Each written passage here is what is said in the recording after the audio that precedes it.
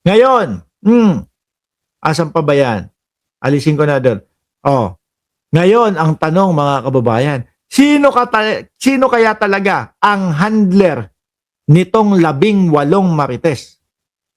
No? Kasi dito sa interview kay Director Matibag, mga bossing, Na yung sa 18 yan, yung 8.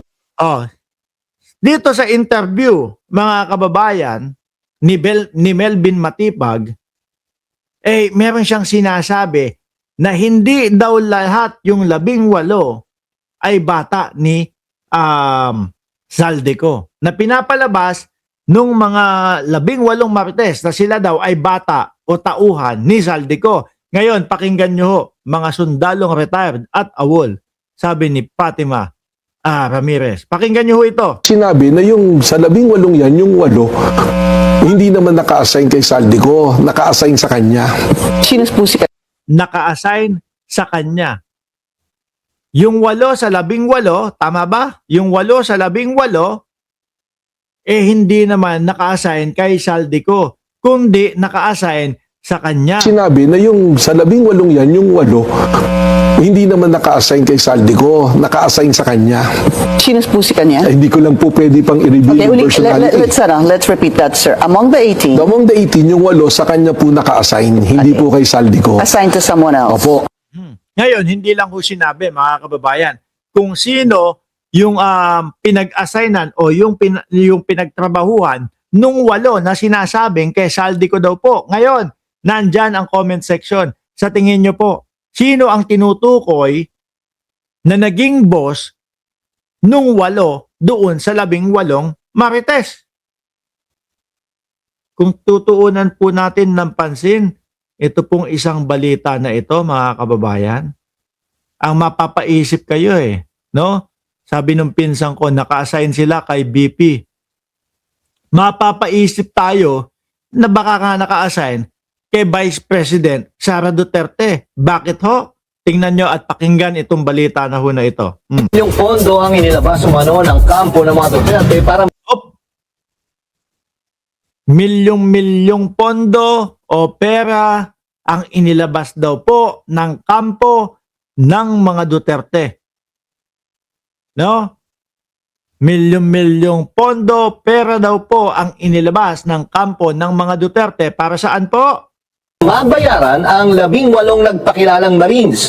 Ako, para mabayaran ang mga ang 18 nagpakilalang mga Marines daw po.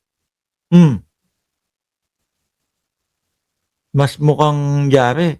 Ito ho mga kababayan. Merong mga video, no? Na yun daw pong isa doon sa mga Marines, kamukha daw po nung Howie Boys ni Sara Duterte, ng ating Vice Presidente. Hawig daw po. Nung tinignan ko, hindi ho ako magaling kasi tumingin kung siya ba o ibang tao. Nung tinignan ko, magkamukha. Pero hindi ko masabi na siya nga mismo yung nandoon sa Howie Boys at nandoon sa 18 marites ho, mga bossing. No? Tuloy. Ayon kay dating Senator Sonny Trillanes, sinasabing target nitong pagsabaying guluhin ang investigasyon ng International Criminal Court, paggulong ng impeachment laban kay Vice President Sara Duterte at destabilization sa gobyerno. Yan naman talaga ang pakay, wala na pong iba. Ano po, ang nakikita ko ho dyan, mga bossing, kinakabahan, natatakot na dahil nga po itong impeachment ng Vice Presidente ay malapit na. No? Ilang tulong na lang, impeachment na naman. Dahil pag yan ho ay dumiretso, papunta ng Senado, panigurado po. Diyan na magkakaroon ng tagisan, ng ebidensya versus depensa. Na wala nga akong nakikitang depensa sa kanila. Kaya natatakot silang magtuloy-tuloy yan. Pangalawa, sinisiraan ng ICC, dinidiscredit si Trillanes at ang ICC, bakit to? Kasi ito na nga po, no? Mukhang papunta na po sa exciting part yung mga hearing ng dating Pangulong Duterte. Kaya ano sabi nila?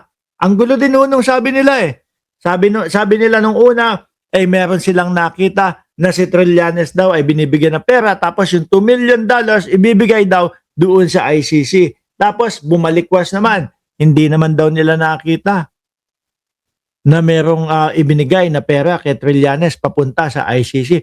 Magugulo ho sila, mga kababayan. Mas magulo pa po sa ayoko nang tuloy. No? So ngayon, dito po sa sinasabi, kung pagduduktungin ho natin yung sinasabi ni Melvin Matibag, ni Director Melvin Matibag ho, mga kababayan, baka tama nga kayo na yung 8 sa 18 ay security ni Sara Duterte. Base po dito sa base po ito dito sa kumakalat na balita ho. Yan ang exclusive na umarangkadang balita ni JM Pineda.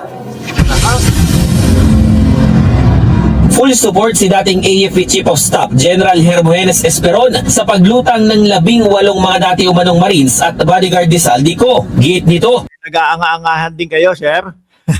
Napapaniwala din po kayo niyan, sir. na dapat imbestigahan ang mga paratang nila. Pero ang pagpanig na yan ni Esperon, kaduda-duda para kay dating Senador Antonio Trillanes IV.